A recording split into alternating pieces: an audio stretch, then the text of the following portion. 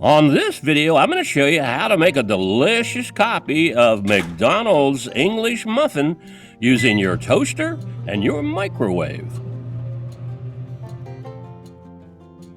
The McDonald's Egg McMuffin consists of 4 items. That's the English muffin, the egg, the cheese, and Canadian bacon.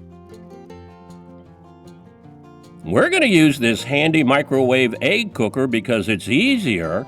All we need to do is spray a little cooking spray in it and pop it in the microwave.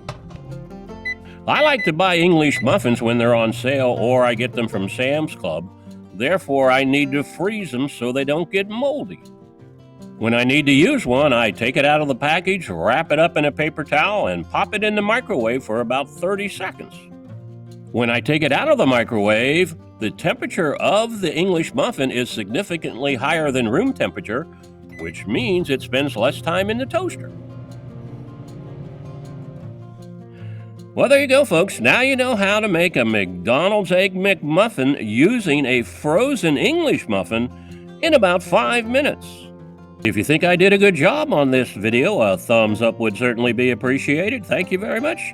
And maybe you can share this video with your friends. Thanks for watching.